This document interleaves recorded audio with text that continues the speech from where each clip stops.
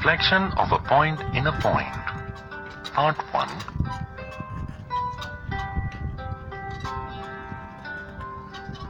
Let the reflection of the point A x, y in the point C alpha, beta be A dash. Clearly, C is the midpoint of AA dash.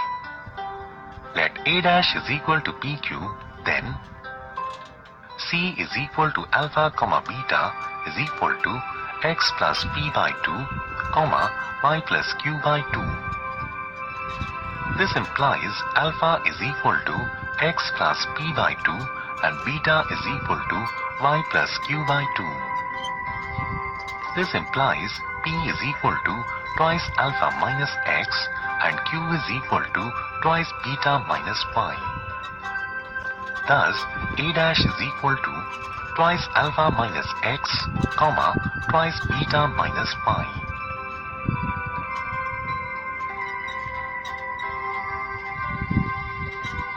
Centroid of a triangle. ABC is a triangle whose vertices are A, x1, y1, B, x2, y2 and C, x3, y3. Let G be the centroid of the triangle. Then from geometry, G is the median of AD, where AG is to GD is equal to 2:1. As D is the middle point of BC, D is equal to x2 plus x3 divided by 2, y2 plus y3 divided by 2. Therefore, G is equal to twice x2 plus x3 divided by 2 plus x1 divided by 2 plus 1, twice into y2 plus y3 divided by 2 plus y1 divided by 2 plus 1. This is equal to, on simplification, we will have x1 plus x2 plus x3 divided by 3, y1 plus y2 plus y3 divided by 3.